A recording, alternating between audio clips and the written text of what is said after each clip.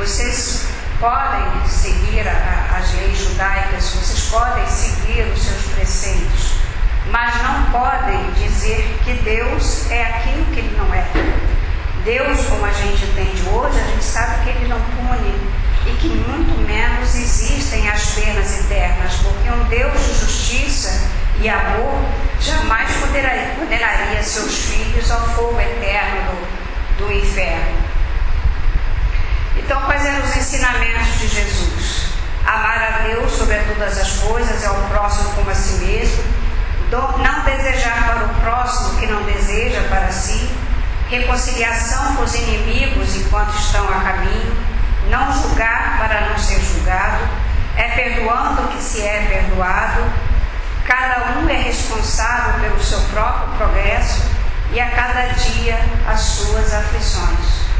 Nós sabemos isso há 2000 anos atrás. A gente se lembra disso todo dia? A gente realmente leva isso a sério diariamente? Não. Muito menos a gente levava naquela época. Enquanto Jesus esteve entre nós, as pessoas o seguiam.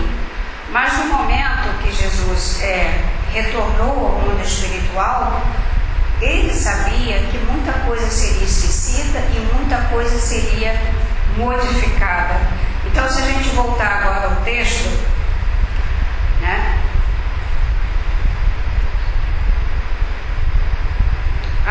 desculpe, eu estou indo antecipado, eu estou me antecipando, tempo.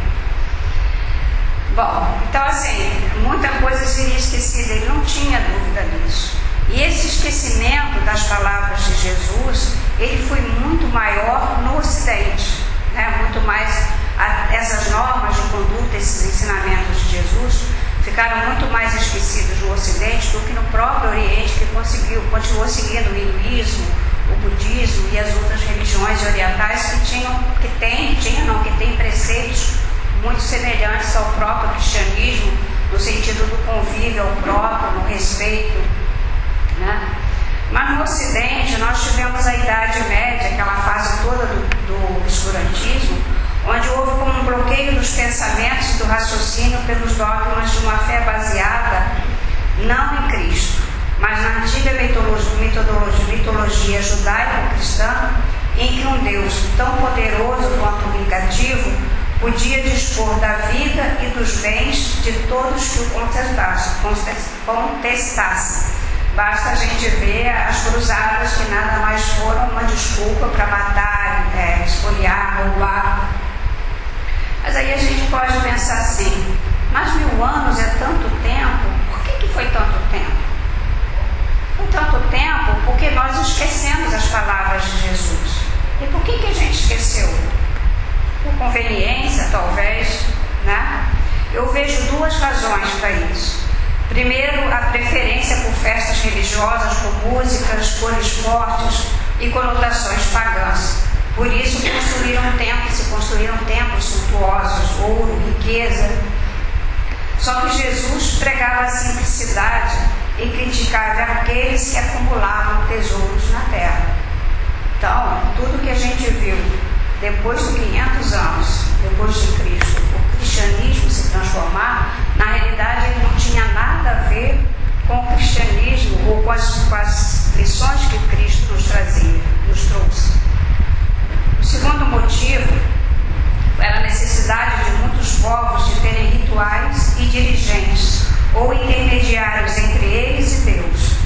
Jesus dizia: a cada um se dará conforme as suas obras, e cada um colhe o que semeia.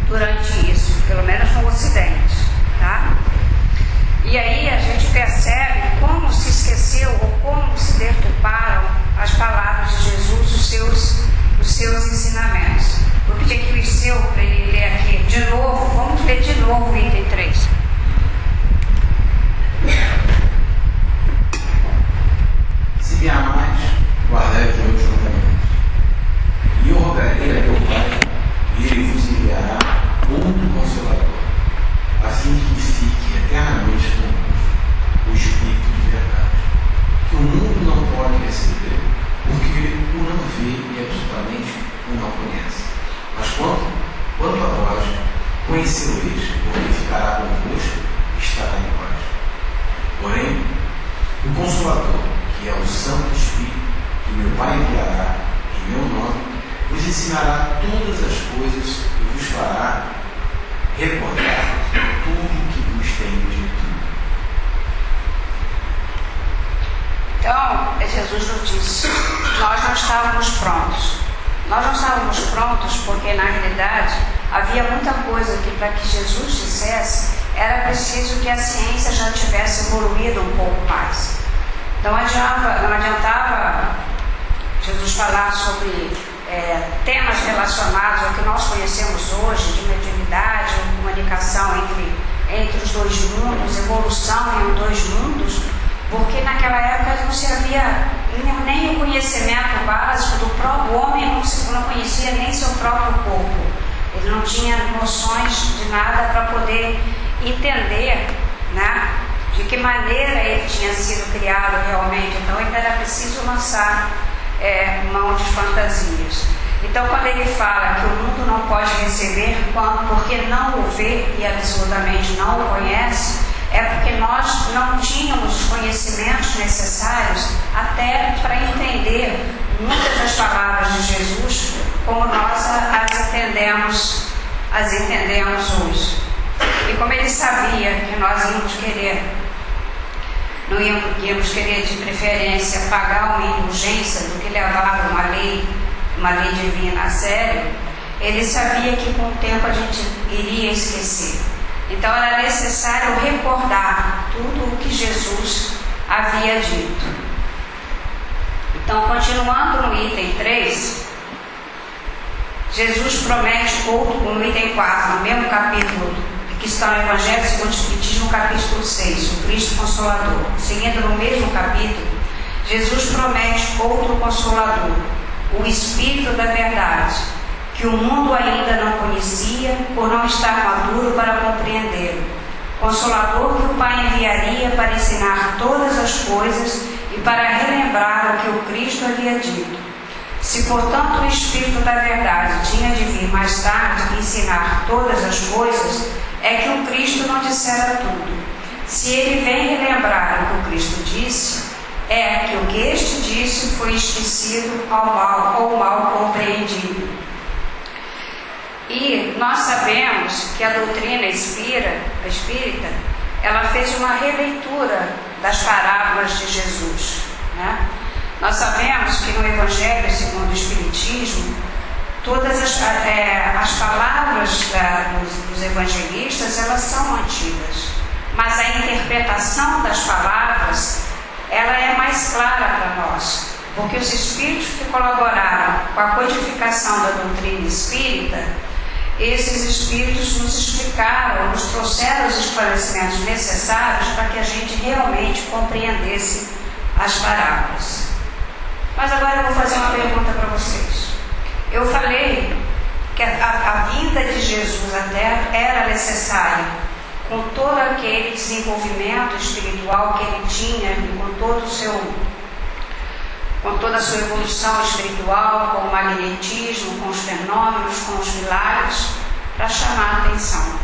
Vocês acham que um professor francês, por mais bem intencionado que fosse, apenas fizesse uma releitura do Evangelho, ele iria conseguir divulgar a doutrina espírita pelo mundo? Não. A princípio, não. Não. Algumas pessoas leriam, algumas pessoas achariam interessante e pronto. Então, na verdade, né, nós ainda estávamos precisando de alguma coisa que chamasse a atenção pela curiosidade. Nós precisávamos de novo de fenômenos, né? Arthur Conan Doyle, no seu livro História do Espiritismo, ele diz que é impossível fixar uma data para as primeiras aparições de uma força inteligente exterior de maior ou menor elevação, influindo nas relações humanas. Os espíritas tomaram oficialmente a data de 31 de março como o começo das coisas psíquicas, porque o movimento de forma organizada foi iniciado naquela data. Entretanto, não há época na história do mundo em que se não encontrem traços de interferências preternaturais e o seu tardio reconhecimento pela humanidade. A Europa teve grandes médiuns que, na realidade, eles eram vistos como fenômenos e como casos isolados. Mas, quando ele fala de uma invasão organizada do mundo espiritual, é porque nós saímos daquela fase do obscurantismo no momento em que a ciência começou a se desenvolver, começou a chegar até o povo, e aí as fantasias que a igreja havia criado sobre a criação do mundo, elas passaram a ser contestadas. E como havia um excesso de poderio da igreja dominante, né, eu não vou dizer que as pessoas se tornaram materialistas, eu vou dizer que as pessoas se tornaram doutrina católica, se tornaram anticatólicos pela maneira que a igreja católica tinha se transformado através do seu poder político e econômico. E aí a ciência conseguiu, afastar as pessoas. Na realidade, à medida que a ciência foi se desenvolvendo, ela começou a afastar as pessoas daquela religião dominante.